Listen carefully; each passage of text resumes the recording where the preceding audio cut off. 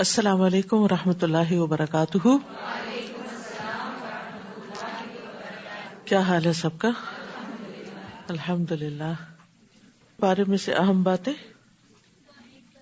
قرآن کو چھوڑنے میں جو چیزیں آتی ہیں ان میں سے ایک چیز یہ قرآن کے ذریعے علاج نہ کرنا۔ انسان اپنے دوست کے دین پر ہے تو ہر کوئی دیکھے کہ اس کا دوست کون ہے، یعنی کن لوگوں کے ساتھ وہ زیادہ تر وقت گزارتا ہے۔ انسان کی خوش قسمتی کے دروازے علم حاصل کرنے سے کھل جاتے ہیں۔ خالص توبہ گناہوں کو نیکیوں میں بدل دیتی ہے۔ آخرت پر یقین انسان کو نیکی کی طرف رغبت دلاتا ہے۔ انسانوں اور جانوروں میں بہت بڑا فرق یہ ہے کہ انسانوں کی زندگی میں بڑے مقاصد ہوتے ہیں، جبکہ جانوروں کی زندگی لگی بندی ہوتی ہے، بس کھانا پینا، بچے پیدا کرنا اور دنیا کے مزے کرنا، اور بس۔ ہر پیغمبر کا ایک ہی پیغام تھا کہ لوگ صرف ایک اللہ کی عبادت کریں اور اسی سے ڈرے۔ ہر کام اپنی خواہش اور مرضی کا ہی کرنا، یہ خواہش کو الہ بنانا ہے۔ قرآن سمجھنے کے لیے عربی زبان جاننا ضروری ہے۔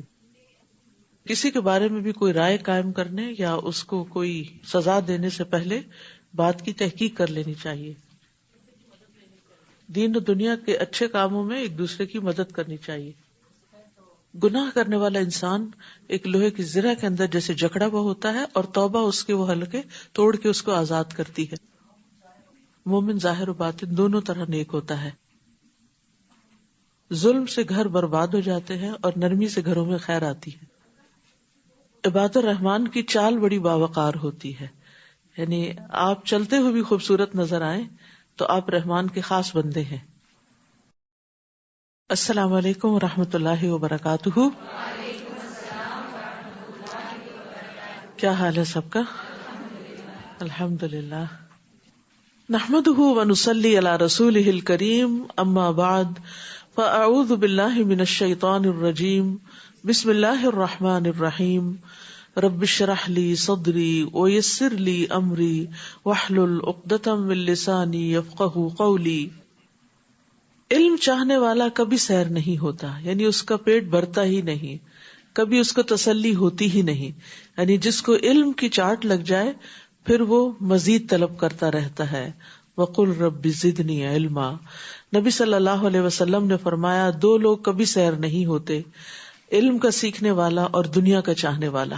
تو اب ہمیں یہ دیکھنا چاہیے کہ ہم ان دونوں میں سے کون ہیں، یعنی کیا ہماری خواہش علم حاصل کرنے کی زیادہ ہے، اس میں ہمیں زیادہ مزہ آتا ہے، اس کے لیے ہم محنت زیادہ کرتے ہیں، اس کے لیے اپنا مال لگاتے ہیں، اپنا وقت لگاتے ہیں، یا پھر صرف دنیا کا مال اکٹھا کرنے میں۔ علم جذب کرنے والوں کی ایک خوبصورت مثال دی گئی۔ ابو موسیٰ نبی صلی اللہ علیہ وسلم سے بیان کرتے ہیں کہ آپ صلی اللہ علیہ وسلم نے فرمایا، اللہ نے مجھے جو ہدایت اور علم دے کر بھیجا ہے اس کی مثال تیز بارش کی سی ہے جو زمین پر برسے۔ صاف اور عمدہ زمین تو پانی کو جذب کر لیتی ہے اور بہت سا گھاس اور سبزہ اگاتی ہے، جبکہ سخت زمین پانی کو روک لیتی ہے۔ پھر اللہ اس سے لوگوں کو فائدہ پہنچاتا ہے، لوگ خود بھی پیتے ہیں اور جانوروں کو بھی سیراب کرتے ہیں، اور اس کے ذریعے کھیتی باڑی بھی کرتے ہیں۔ کچھ بارش ایسے حصے پر پڑی جو صاف اور چٹیل میدان تھا، وہ نہ تو پانی کو روکتا ہے نہ سبزہ اگاتا ہے۔ بس یہی مثال اس شخص کی ہے جس نے اللہ کے دین میں سمجھ حاصل کی، اور جو علم دے کر اللہ نے مجھے مبعوث کیا ان سے اسے فائدہ ہوا، یعنی اس نے خود سیکھا اور دوسروں کو سکھایا۔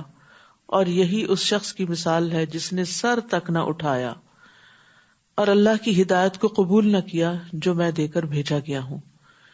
یعنی یا تو اس نرم زمین کی طرح بن جائیں جو پانی کو اپنے اندر جذب کر کے گھاس چارہ اگاتی ہے اور لوگوں کے لیے خوبصورتی کا باعث بھی بنتی ہے اور فائدے کا باعث ہوتی ہے، جو کچھ وہ اگاتی ہے اس سے لوگ فائدہ اٹھاتے، یا یہ کہ اس چٹیل میدان کی طرح کہ جو پانی کو روک لیتا ہے کہ انسان اور جانور اس سے پیتے ہیں، فائدہ اٹھاتے ہیں، اگرچہ وہ زمین خود زیادہ فائدہ نہیں اٹھاتی لیکن دوسروں کو فائدہ دینے والی بن جاتی۔ لیکن وہ زمین جس پہ پانی پڑے اور وہ بہہ ہی جائے، نہ وہ خود فائدہ اٹھائے نہ کسی اور کو دے، تو وہ زمین ناپسندیدہ ہے۔ تو ہمیں دیکھنا چاہیے کہ ہم ان میں سے کس جگہ پر بیٹھتے ہیں، کیا ہم خود بھی فائدہ اٹھا رہے ہیں اور دوسروں کو بھی پہنچا رہے ہیں، یا صرف سیکھ کے دوسروں کو ہی سکھاتے ہیں اور خود کچھ بھی عمل نہیں کرتے، یا یہ کہ نہ خود سیکھتے ہیں اور نہ کسی اور کو سکھاتے ہیں؟ تو اللہ سبحانہ و تعالی ہمیں سب سے زیادہ نفع مند بنا دے۔ 20واں پارہ۔ اعوذ باللہ من الشیطان الرجیم، بسم اللہ الرحمن الرحیم، امن خلق السماوات والارض وانزل لکم من السماء ماء فأنبتنا به حدائق ذات بهجة ما كان لكم أن تنبتوا شجرها أإله مع الله بل هم قوم يعدلون۔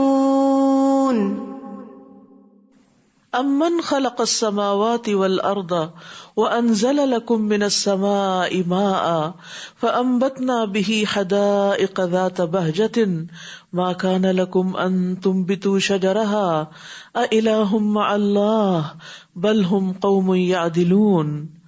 بھلا آسمانوں اور زمین کو کس نے پیدا کیا اور آسمان سے تمہارے لیے پانی برسایا جس سے ہم نے پربہار باغات اگائے جن کے درختوں کا اگانا تمہارے بس میں نہ تھا۔ کیا اللہ کے ساتھ کوئی دوسرا الہ بھی ہے جو ان کاموں میں اس کا شریک ہو؟ بلکہ یہ لوگ ہیں ہی ناانصافی کرنے والے۔ تو اللہ سبحانہ و تعالیٰ کائنات کی نشانیوں کے ذریعے اپنی الوہیت کو، اپنے الہ ہونے کو ثابت فرما رہے ہیں کہ اصل میں معبود وہی ہے، عبادت اسی کی ہونی چاہیے جس نے ان سب چیزوں کو پیدا کیا، جس نے آسمان اور زمین بنائے اور آسمانوں کی مخلوقات بنائی اور زمین پہ طرح طرح کی مخلوقات پیدا کی، پھر آسمان سے پانی برسایا، پھر اس کے ذریعے باغات اگائے جس میں طرح طرح کے پھل پھول ہیں۔ یہ سب کچھ تمہارے بس میں نہ تھا۔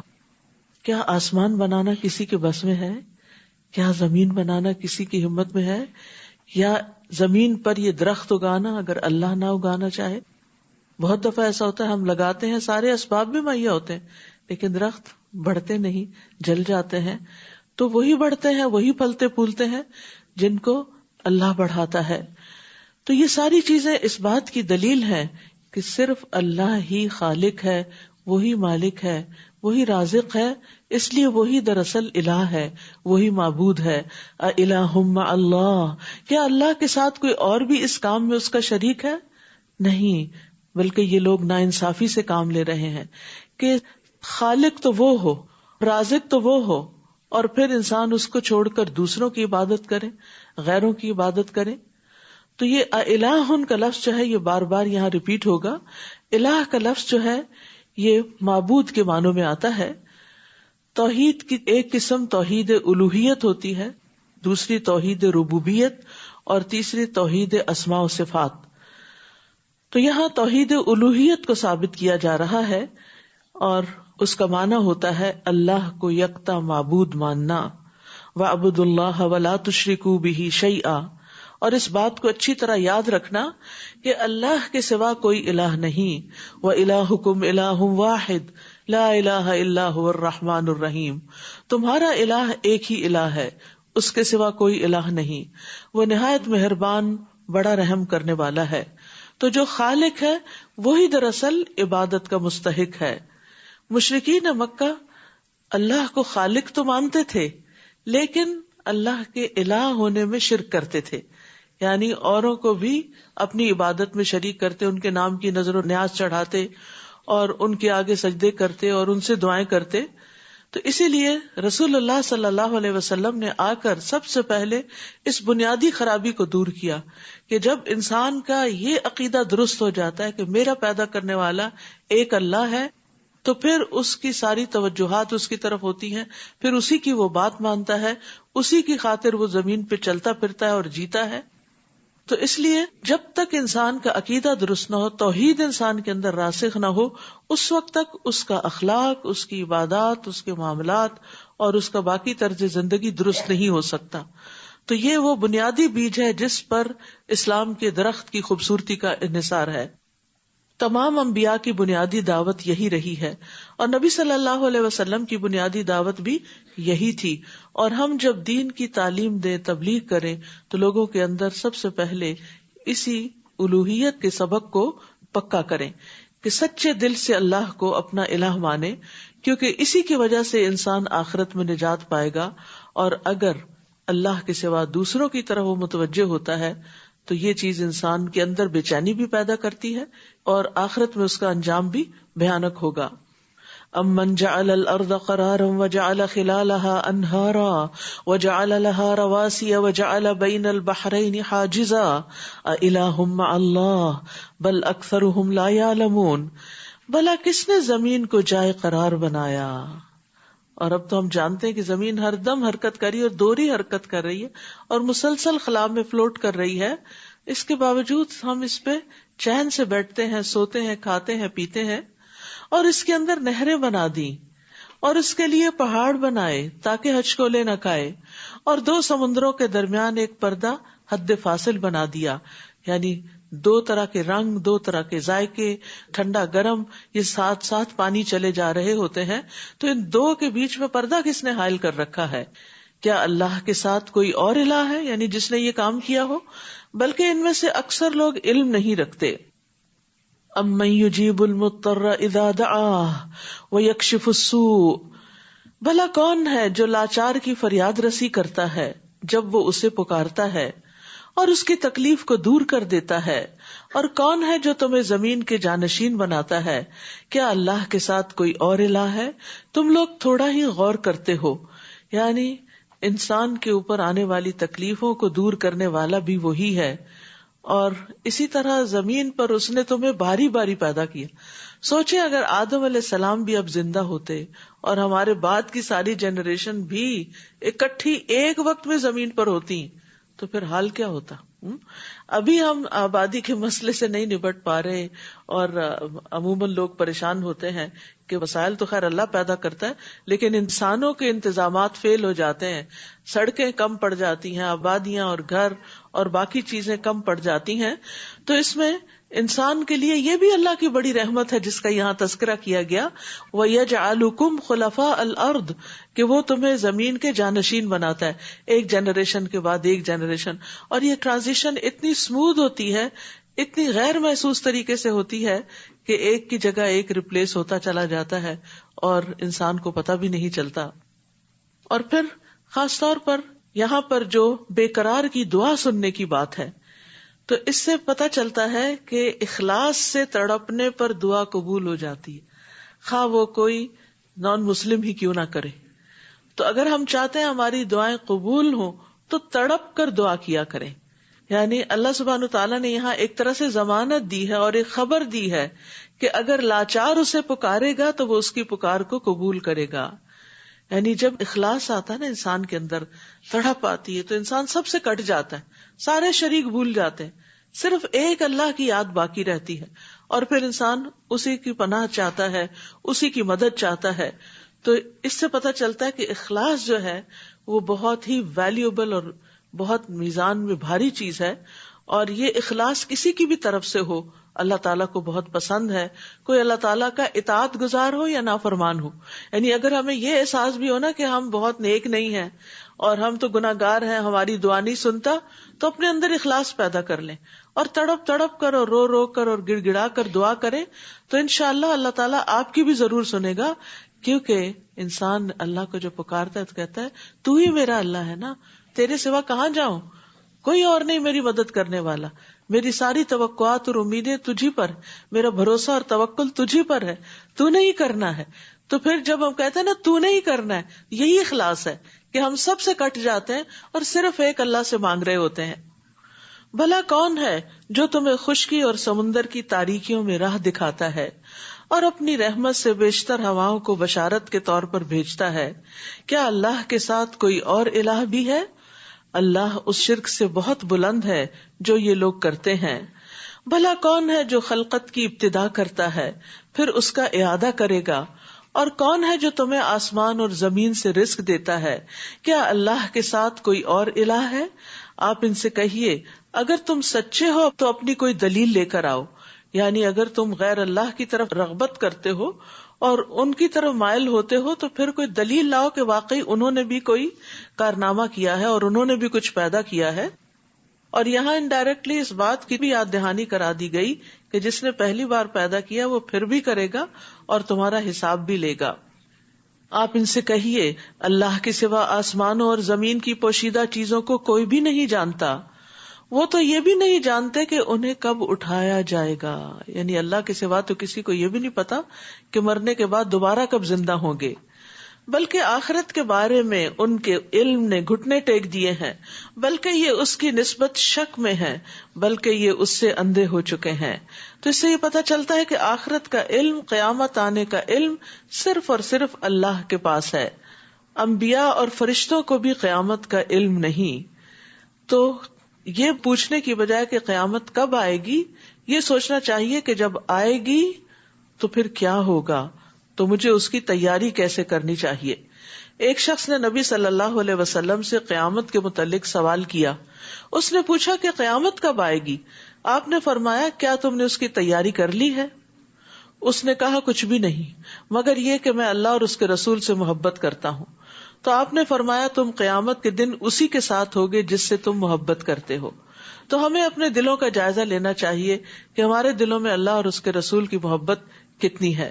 انس کہتے ہیں ہم اس بات سے اتنا خوش ہوئے کہ اتنا کسی اور بات سے نہیں، کہ نبی صلی اللہ علیہ وسلم نے یہ فرما دیا کہ تم اس کے ساتھ ہوگے جس سے تم محبت کرتے ہو۔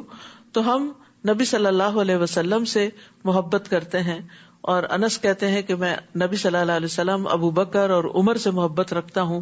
مجھے امید ہے کہ میں اپنی اس محبت کی وجہ سے انہی کے ساتھ ہوں گا، اگرچہ میرے عمل ان جیسے نہیں۔ اصل میں انسان جس سے محبت کرتا ہے نا، اس کو اپنا آئیڈیل بنا لیتا ہے اور پھر اس جیسا لاشعوری طور پر بننے کی کوشش کرتا ہے، یعنی قدرتی طور پر۔ مثلا آپ کو کسی کی قرات پسند ہے تو آپ انکانشیسلی اس کی قرات کی کاپی کرنے لگتے ہیں، یعنی اس جیسا پھر بننے کی کوشش کرتے ہیں۔ اور کافر یہ پوچھتے ہیں کہ جب ہم اور ہمارے آباء و اجداد مٹی بن جائیں گے تو کیا پھر قبروں سے نکالے جائیں گے؟ یعنی وہ آخرت پر ایمان نہیں رکھتے، دوبارہ پیدا ہونا انہیں ایک مشکل کام نظر آتا ہے۔ یہ بات تو ہمیں اور اس سے پیشتر ہمارے آباء و اجداد کو بھی کہی جاتی رہی ہے، یہ تو بس پہلے لوگوں کے افسانے ہیں، یعنی اس بات میں انہیں شک تھا۔ آپ ان سے کہیے ذرا زمین میں چل پھر کر تو دیکھو کہ مجرموں کا انجام کیسا ہوا تھا۔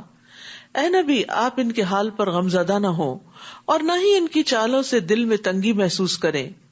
کافر یہ کہتے ہیں اگر تم سچے ہو تو یہ وعدہ عذاب کب پورا ہوگا؟ قل عسى ان يكون ردف لكم بعض الذي تستعجلون، آپ ان سے کہیے کیا عجب ہے کہ جس عذاب کے جلد آنے کا تم مطالبہ کر رہے ہو اس کا ایک حصہ تمہارے قریب ہی آ لگا ہو۔ آپ کا رب تو لوگوں پر بڑا فضل والا ہے لیکن اکثر لوگ شکر ادا نہیں کرتے، اور بلا شبہ تمہارا رب خوب جانتا ہے جو ان کے سینے چھپاتے ہیں اور جو کچھ وہ ظاہر کرتے ہیں۔ اور زمین و آسمان کی کوئی پوشیدہ چیز ایسی نہیں جو کتاب مبین یعنی لوح محفوظ میں لکھی ہوئی نہ ہو۔ اور لوح محفوظ میں لکھے ہونے کا مطلب کیا ہے کہ اللہ سبحانہ وتعالیٰ نے ہر چیز کو ریکارڈ کر رکھا ہے، یعنی ہر چیز کا حساب رکھا ہوا ہے۔ حساب کیوں رکھتے ہیں؟ یعنی آپ دو طرح کا معاملہ کرتے ہیں نا، ایک حساب کو آپ لکھ کے رکھتے ہیں اور ایک حساب کو آپ چھوڑ دیتے ہیں۔ کس کو لکھ کے رکھتے ہیں؟ جس کو فالو اپ کرنا ہو۔ تو سب کچھ جو لکھا ہوا ہے اس کا مطلب یہ ہے کہ ان سب چیزوں کا دوبارہ اٹھا کے بندوں کا حساب ہونا ہے، اور پھر وہ کتاب حق کے ساتھ گواہی بھی دے گی۔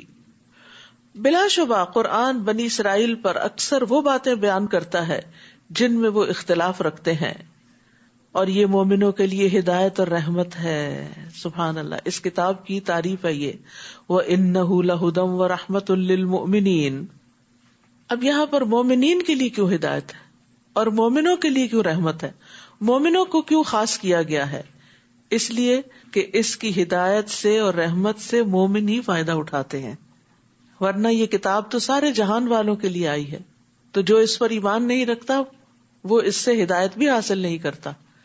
تو اس پر ایمان کا تقاضا یہ ہے کہ ہم اس سے رہنمائی حاصل کریں.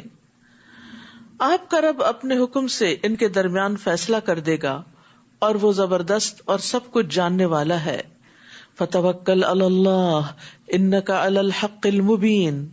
آپ اللہ پر بھروسہ کیجئے، یقیناً آپ صریح حق پر ہیں. نہ تو آپ مردوں کو سنا سکتے ہیں اور نہ ایسے بہروں کو اپنی پکار سنا سکتے ہیں جو پیٹ پھیر کر بھاگے جا رہے ہوں. یہاں کس کو مردہ اور بہرا قرار دیا گیا ہے؟ جو حق بات سننے سے غافل ہے. یعنی آپ اس شخص کو جو مر چکا ہے، یعنی جس کا دل مردہ ہو چکا ہے، جس پہ کوئی بات اثر نہیں کرتی، آپ اس کو کتنا بھی سنائیں اس کو کچھ سمجھ نہیں آئے گی. نیند کی حالت میں انسان کچھ نہیں سنتا تو مرنے کے بعد کیسے سن سکتا ہے؟ اور اسی طرح بہرا اگر سامنے دیکھ رہا ہو تو وہ ہونٹوں کی جنبش سے یا اشاروں سے بات سمجھ لیتا اگر اس کو سنائی نہ دی جا رہی ہو. لیکن جو بہرا منہ موڑ کے جا رہا ہو، آپ اس کو جتنی چاہیں آوازیں دیں، وہ کچھ بھی نہیں سمجھتا. تو یہاں کفار کے دلوں کو مردہ اور بہروں سے تعبیر کیا گیا ہے کہ ان پر وحی الہی کی کوئی بات اثر نہیں کرتی. پیغمبر ان کو ہر طرح سے سناتے ہیں لیکن یہ کچھ بھی سمجھ کے نہیں دیتے. اور نہ ہی آپ اندھوں کو ان کی گمراہی سے بچا کر راہ راست پر لا سکتے ہیں. یعنی جو حق دیکھنے سے بہرے ہیں اور گنگے ہیں اور اندھے ہیں، آپ ان کو پھر کچھ سنا نہیں سکتے. آپ تو صرف ان کو سنا سکتے ہیں جو ہماری آیات پر ایمان لاتے ہیں، پھر فرما بردار بن جاتے ہیں. فہم مسلمون، پھر وہ سرنڈر کر دیتے ہیں، پھر اس سر تسلیم خم کر دیتے ہیں. وَإِذَا وَقَعَ الْقَوْلُ عَلَيْهِمْ أَخْرَجْنَا لَهُمْ دَابَّةً مِّنَ الْأَرْضِ تُكَلِّمُهُمْ أَنَّ النَّاسَ كَانُوا بِآيَاتِنَا لَا يُوقِنُونَ. اور جب عذاب کی بات پوری ہونے کا وقت آ جائے گا تو ہم ان کے لیے زمین سے ایک جانور نکالیں گے جو ان سے کلام کرے گا کہ فلاں فلاں لوگ ہماری آیتوں پر یقین نہیں رکھتے. یعنی جب زمین میں اتنی گمراہی پھیل جائے گی کہ لوگ حق کو قبول کرنا بالکل چھوڑ دیں گے اور امر بالمعروف اور نہی عن المنکر کرنا بھی چھوڑ دیں گے اور انسانوں کے اندر سے خیر نکل جائے گی، تو اس کام کے لیے اللہ تعالیٰ ایک جانور زمین سے نکالیں گے. وہ لوگوں سے بات کرے گا اور وہ لوگوں کو سمجھائے گا. اور اسی طرح ایک روایت میں آتا ہے کہ وہ لوگوں کو کچھ نشان بھی لگا دے گا. ابو امامہ رضی اللہ عنہ سے مروی ہے کہ نبی صلی اللہ علیہ وسلم نے فرمایا، دابت الارض کا خروج ہوگا تو وہ لوگوں کے منہ پر نشان لگا دے گا اور وہ اس نشان کے ساتھ ہی زندہ رہیں گے. حتیٰ کہ اگر ایک آدمی کوئی اونٹ خریدے گا اور کوئی شخص اس سے پوچھے گا کہ یہ اونٹ تم نے کس سے خریدا ہے، تو وہ جواب دے گا کہ یہ میں نے اس شخص سے خریدا جس کے منہ پہ نشان لگا ہوا ہے. یعنی مخصوص قسم کے لوگ، ہو سکتا ہے یہ وہ لوگ ہوں کہ جو اللہ کی اطاعت نہ کرنے والے ہوں، تو ان کے اوپر ایک نشان بھی لگا دے گا اور پھر لوگ انہیں ان کے اس نشان سے پہچانیں گے. احادیث سے اس کی بہت تفصیلات ملتی ہیں کہ یہ قیامت کی نشانیوں میں سے ایک نشانی ہے کہ اللہ تعالیٰ بندوں پر ایک حجت تمام کرے گا. اور جس دن ہم ہر امت سے ایسے لوگوں کی ایک فوج اکٹھی کریں گے جو ہماری آیات کو جھٹلاتی تھی، پھر ان کی گروہ بندی کی جائے گی. یعنی ایک جیسے لوگ اکٹھے کر دیے جائیں گے، یہاں تک کہ جب وہ سب آ جائیں گے تو اللہ ان سے پوچھے گا، تم نے میری آیات کو جھٹلا دیا حالانکہ علمی لحاظ سے تم نے ان کا احاطہ نہیں کیا تھا. اگر یہ بات نہیں تو پھر تم کیا کرتے رہے.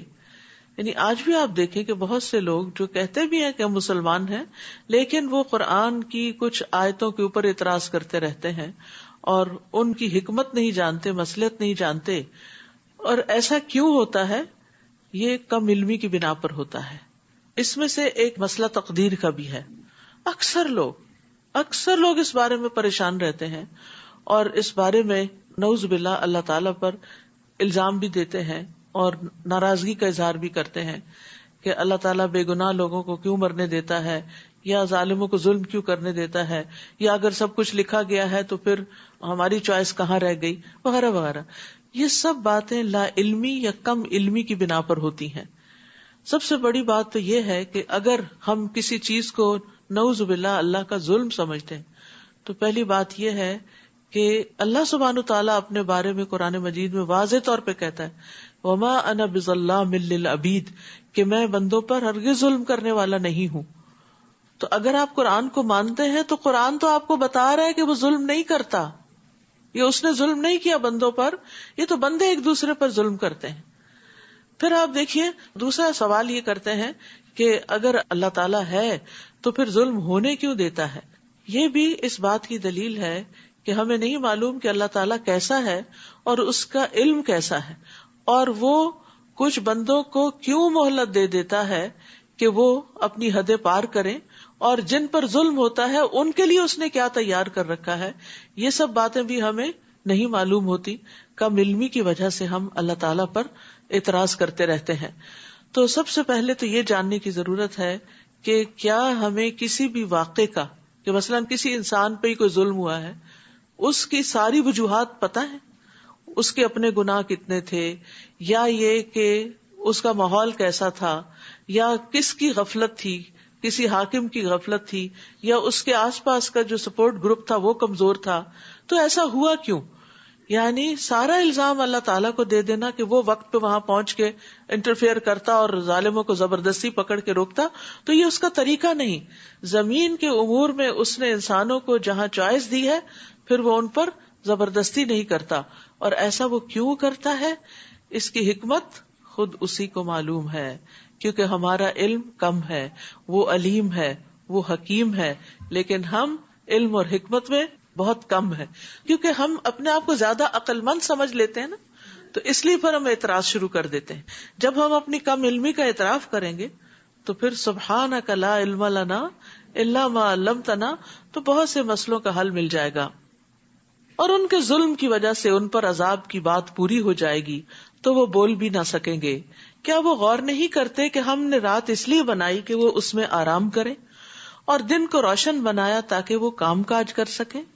اس میں بھی لوگوں کے لیے بہت سی نشانیاں ہیں جو ایمان لاتے ہیں. یعنی اگر لوگ غور و فکر کریں تو دن اور رات کے آنے جانے میں بھی بہت سے سبق ہیں. اور جس دن سور پھونکا جائے گا تو جو کوئی بھی آسمانوں یا زمین میں ہوگا سب گھبرا اٹھیں گے، سوائے ان کے جنہیں اللہ اس سے بچانا چاہے گا، اور یہ سب حقیر بن کر اللہ کے حضور پیش ہو جائیں گے. اس کو نفخۃ الفزع کہتے ہیں، جس میں ایسا ہوگا کہ سب گھبرا جائیں گے. یعنی پہلی آواز پہ سب کے اندر ایک شدید خوف اور گھبراہٹ پیدا ہو جائے گی. پھر نفخۃ الصاعق ہے، وہ نفخہ وہ ہے کہ جس کے بعد سب ہلاک ہو جائیں گے، مر جائیں گے. اور پھر نفخۃ البعث ہوگا کہ جس کے بعد سب دوبارہ جی اٹھیں گے. اس دن تو سمجھے گا کہ پہاڑ اپنی جگہ پر جمے ہوئے ہیں، حالانکہ وہ بادل کی سی چال چل رہے ہوں گے. یہ اللہ کی قدرت کا کرشمہ ہوگا جس نے ہر چیز کو مضبوط بنایا. بلا شبہ تم جو کام کر رہے ہو وہ اس سے خبردار ہے. من جاء بالحسنة فله خير منها وهم من فزع يومئذ آمنون. جو شخص اس دن بھلائی لے کر آئے گا اسے اس سے بہتر بدلہ ملے گا، اور ایسے ہی لوگ اس دن گھبراہٹ سے امن میں ہوں گے. یہ پیچھے آیا نا کہ جس کو اللہ چاہے اس گھبراہٹ سے بچا لے گا. تو یہ کون ہوں گے؟ جو نیک کام کر کے آئیں گے. اور یہ یاد رکھیے کہ اللہ کا ثواب بندے کے عمل سے کہیں زیادہ ہے. یعنی نیکی کرنے کا فائدہ کیا ہے کہ اس سے بہتر بدلہ ملے گا، پلس یہ کہ اس دن کی گھبراہٹ سے امن میں ہوں گے. ہم سب کو جب قیامت کے واقعات پڑھتے ہیں نا تو بڑی پریشانی سی ہوتی ہے، بڑی فکر لگتی ہے، بہت تنہائی سی محسوس ہوتی ہے، گھبراہٹ ہوتی ہے، کچھ سمجھ نہیں آتا کہ کیا ہوگا. اس گھبراہٹ سے بچنے کے لیے کیا کریں؟ تو یہاں آپ دیکھیے اس قرآن کی آیت سے ہمیں پتہ چل گیا ہے کہ نیکیاں کرنا اس گھبراہٹ کو دور کرے گا. جب اپنے بھی ساتھ چھوڑ جائیں گے، دوست، رشتے دار، اولاد، والدین، کوئی بھی نہیں پوچھے گا، تو انسان کے ساتھ اس کا اپنا ہی عمل ہوگا. تو اس لیے ہم سب کو اچھے اعمال کی فکر کرنی چاہیے اور اس میں آگے سے آگے بڑھتے جانا چاہیے. جو آج کر رہے ہیں اتنا ہی کافی نہیں سمجھنا چاہیے، اس سے بھی بہتر طور پر نیک کام کرنے کی فکر کرنی چاہیے. تو بندے کے عمل، قول اور اس کے ذکر سے، یعنی جو نیک اعمال ہیں اللہ کا ثواب بہتر ہے، یعنی صرف برابر نہیں دیا جائے گا، بہتر اور زیادہ دیا جائے گا. اسی طرح اللہ کی رضا جو ہے وہ بندے کے عمل سے کہیں زیادہ ہے، اور یہ بھی پتہ چلتا ہے کہ اللہ تعالیٰ بندے کا ثواب کئی گنا بڑھا دے گا. ایک نیکی کے بدلے 10 نیکیاں تو لازمن ہیں ہی، لیکن اس سے بھی زیادہ ان کو بڑھا دے گا جتنا زیادہ اخلاص ہوگا، جتنا زیادہ کام اللہ ہی کے لیے ہوگا. اور پھر آپ دیکھیے کہ اللہ تعالیٰ کا یہ کتنا فضل و کرم ہے کہ ہم تھوڑی دیر کام کرتے ہیں. فرشتے ہیں دن رات تسبیح کر رہے ہیں، تھکتے ہی نہیں، دم لیتے ہی نہیں، لیکن ان کو اس کا کوئی اجر نہیں ہے. وہ پوری زندگی بھی تسبیح کرتے رہے تو ان کی ایک نیکی بھی نہیں لکھی جاتی. لیکن ہم انسان ایک دفعہ سبحان اللہ کہے، ایک دفعہ الحمدللہ کہے، میزان بھر جاتا ہے. کتنا احسان ہے اللہ کا ہم پر. پھر بھی اگر ہم اس کے ذکر کی طرف نہ آئیں، اس کے شکر کی طرف نہ آئیں اور اس کی عبادت نہ کریں تو پھر خود ہی خسارے میں ہیں. تو ہر نیکی کا کئی گنا زیادہ بدلہ ہوگا. نبی صلی اللہ علیہ وسلم نے فرمایا جس نے مسلمانوں کے راستے سے تکلیف دہ چیز ہٹا دی کہ وہ ان کو بادر کرے گی، اٹک جائیں گے، گر جائیں گے، اور کچھ نہیں تو اپنے جوتے ہی ڈنگ کی جگہ پہ اتار کے رکھنا. کیونکہ بعض لوگ جو دیر سے آتے ہیں غلط جگہ پارک کرتے ہیں، غلط جگہ جوتے اتار کے اندر آ جاتے ہیں، اور کوئی جلدی سے بعد میں آتا ہے انہیں جوتوں سے لگ کے گر جاتا ہے. تو جس نے مسلمانوں کے راستے سے تکلیف دہ چیز ہٹائی اللہ اس کے لیے ایک نیکی لکھے گا، اور جس کے لیے اللہ نیکی لکھ دیتا ہے اس کی وجہ سے جنت میں داخل کرتا ہے. تو ہمیں نہیں پتا کہ ہماری کون سی نیکی جس کو ہم نے بس ایسے ہی عادتاً بس جلدی سے کر دیا وہی ہمارے جنت میں داخلے کا سبب بن جائے. کیونکہ بہت سے جو نیک کام کر کے ہمارے دماغ میں خلل آ جاتا ہے نا کہ اب ہم بہت کچھ کر رہے ہیں یا ہم نیک ہو چکے ہیں، تو ہو سکتا ہے وہ اللہ کو اتنے پسند ہی نہ آئے، اور وہ پسند آ جائے کہ جس میں ذرا بھی ریاکاری نہ ہو، جس میں ذرا بھی دکھاوا نہ ہو. تو اس لیے لا تحتقرن من المعروف شیئا ولو ان تلقى اخاك بوجه طلق، کہ نیکی کے کسی چھوٹے سے کام کو بھی حقیر نہ سمجھو، خواہ وہ تمہارا اپنے بھائی کو مسکرا کے پیش آنا ہی کیوں نہ ہو. یا آپ کسی سے سلام لے رہے ہیں، کسی سے بات کر رہے ہیں تو اچھے سے بات کریں، خوشی سے، خوش اخلاقی سے.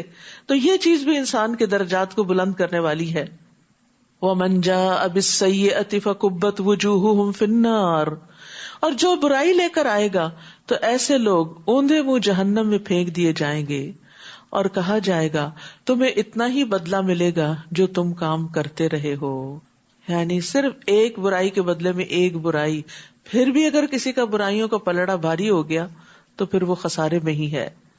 اے نبی کہہ دیجئے مجھے تو یہی حکم ہوا ہے کہ میں اس شہر یعنی شہر مکہ کے مالک حقیقی کی اطاعت کروں جس نے اسے احترام بخشا اور جو ہر چیز کا مالک ہے، اور مجھے حکم دیا گیا ہے کہ میں فرما بردار بن کر رہوں، مسلم بن کر رہوں، اور یہ کہ قرآن پڑھ کر سناؤں. اب جو شخص راہ راست پر آتا ہے تو وہ اپنے ہی فائدے کے لیے آتا ہے، اور جو گمراہ ہوا تو اس سے آپ کہہ دیجئے کہ میں تو صرف ایک ڈرانے والا ہوں. تو ایک معنی تو یہ ہے کہ نبی صلی اللہ علیہ وسلم سے کہا جا رہا ہے کہ آپ لوگوں کو قرآن پڑھ کر سنائیں. اتلو القرآن، یعنی قرآن ریڈنگ کی چیز بھی ہے لیکن پڑھ کے سنانے کی بھی ہے، کیونکہ سن کے جو باتیں سمجھ میں آتی ہیں بعض اوقات صرف ریڈنگ سے نہیں آتی. آپ نے غور کیا ہوگا کہ آپ روز کی اپنی تلاوت کرتے ہیں اور رات کو امام کے پیچھے بھی سنتے ہیں، تو جو امام کے پیچھے سنتے ہیں وہ زیادہ دل پہ اثر کرتا ہے، زیادہ غور و فکر اس میں ہوتا ہے بنسبت اس کے کہ جو آپ خود سے تلاوت کر رہے ہوتے ہیں. پھر اسی طرح اس کا ایک معنی یہ بھی کیا گیا ہے کہ میں قرآن کو مسلسل پڑھتا رہوں، یعنی میں لوگوں کو اس کی طرف بار بار دعوت دے کر اور اس کی طرف بار بار رہنمائی کرنے کے طریقے سے قرآن کو ہمیشہ پڑھ کر سناتا رہوں، کیونکہ یہی بھلائی کے راستے کی طرف رہنمائی کرنے کے لیے کافی ہے. اور مسلسل پڑھنے میں یہ بھی معنی آتا ہے کہ ہمیشہ پڑھتا رہوں کہ اس میں چھپے ہوئے کئی گنا عمدہ حقائق تھوڑے تھوڑے کر کے میرے لیے کھل کے سامنے آ جائیں. یہ یاد رکھیے ایک دفعہ پڑھنے سے قرآن پورا سمجھ میں نہیں آتا، اس کو بار بار پڑھنے کی ضرورت ہوتی ہے.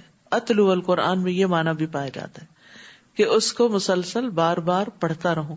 رمضان میں بھی پڑھوں، رمضان کے بعد بھی پڑھوں، اور ہر رمضان یہ تو اپنے ساتھ باندھ ہی لینا چاہیے کہ ایک دفعہ کم از کم ضرور پورے قرآن سے سمجھ کے گزرو، تازہ ہو جاتا ہے. اور کئی نئی باتیں سمجھ میں آتی ہیں جو اس سے پہلے ہم نے یا تو پڑھ رکھی ہوتی یا نہیں بھی پڑھ رکھی ہوتی، یاد ہی نہیں ہوتی، بالکل دل سے اتری بھی ہوتی. اور پھر ایک دم جیسے بہار آتی نا، آج کل آپ دیکھ رہے ہیں آس پاس کتنی خوبصورتی پھیلتی چلی جا رہی ہے، تو اسی طرح رمضان بھی نیکیوں کا موسم بہار ہے، اور یہ بہار اپنے جوبن پہ پہنچتی ہے جب انسان قرآن سے تعلق قائم کرتا ہے، اور وہ بھی سمجھ کے جب اس کو پڑھتا یا سنتا ہے۔ وَقُلِ الْحَمْدُ لِلَّهِ، نیز کہہ دیجئے کہ سب تعریف اللہ کے لیے ہے، وہ ان قریب تمہیں اپنی ایسی نشانیاں دکھائے گا جنہیں تم پہچان لوگے، اور جو کچھ تم کر رہے ہو اس سے آپ کا رب بے خبر نہیں۔